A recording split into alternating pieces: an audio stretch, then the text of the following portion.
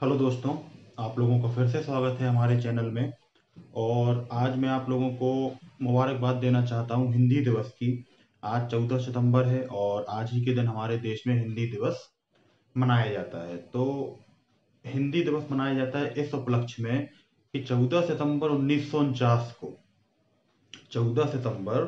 1949 को संविधान सभा ने देवनागरी में लिखी जाने वाली भाषा हिंदी को अंग्रेजी के साथ साथ राष्ट्र की आधिकारिक भाषा के रूप में मान्यता दे दी थी। 14 सितंबर 1949 को पहले अंग्रेजी भाषा हुआ करती थी, तो जो हमारी संविधान सभा थी उसने हिंदी भाषा को भी आधिकारिक भाषा के रूप में मान्यता दे दी थी।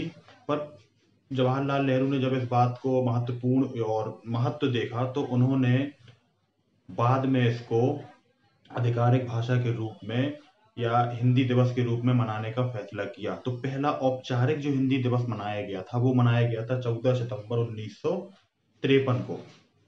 हम लोग ये तो जानते ही हैं कि हिंदी और संस्कृत हमारे देश की पुरानी भाषाओं में से एक है और हिंदी भाषा सरल होने के साथ साथ सभी देश के सभी हिस्सों में बोली जाती है, तो इसीलिए इसका महत्व अपने आप ही बहुत ज़्यादा बढ़ जाता है। और एक चीज़ और मैं कहना चाहूँगा अपनी तरफ से, कई बार ये होता है कि हम लोग हिंदी के अलावा दूसरी भाषाओं को बहुत अधिक महत्व देने लगते हैं, जैसे अंग्रेजी भाषा है या और भी देशों की भाषाएं हैं। आप लोगों ने ये नोटिस किया होगा कि बाकी देशों में लोग अपनी मातृभाषा में या मातृभाषा के लिए बहुत गर्व महसूस करते हैं, पर हम लोग कभी कभी उसको छोटा महसूस करने लगते हैं कि कहीं बड़े प्रोग्रामों में, फंक्शंस में, जहाँ पर किसी भाषा का कोई अगर बाध्यता है कि आपको इसी भाषा में या इंग्लिश में ही बोलना है या किसी अन्य भाषा में बोलना है तो बात अलग है। पर जहाँ बाध्यता नहीं होती वहाँ भी हम टूटी फूटी इंग्लिश बोल के या इंग्लिश बोल के अपना वर्चस्व जमाने की कोशिश करते हैं, जो कि सही नहीं है मेरे हिसाब से। क्योंकि हमारी भाषा में कोई भी ऐसा फ्लॉ नहीं है या कमी नहीं है कि हम अपनी भावनाओं को दूसरे तक ना पहुंचा पाए। और आप लोगों ने भी महसूस किया होगा, हिंदी भाषा हमेशा से बच्चों की पसंदीदा भाषा रही है। कहानियां सुनना हो या कहानियां सुनाना हो, पढ़ना लिखना हो, सब कुछ। तो ये बहुत सरल भाषा है, बहुत अच्छी भाषा है और बहुत पुरानी भाषा है। तो हम सबको ये चाहिए कि हम अपने हिंदी भाषी होने पर गर्व करें। मुझे है, आपको भी होना चाहिए। और साथ में इस भाषा का प्रयोग ज़्यादा से ज़्यादा करें, क्योंकि बहुत बार ऐसा देखा गया है कि दूसरी भाषाओं के चक्कर में हम इस भाषा को नज़रअंदाज कर देते हैं।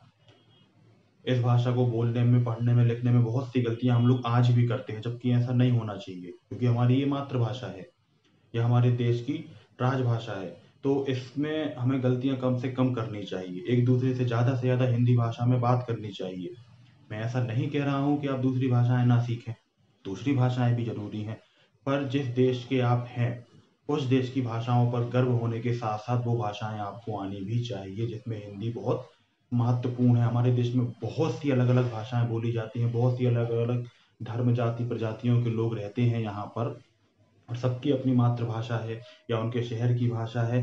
पर ओवरऑल देखा जाए हम सब हिंदी भाषी हैं।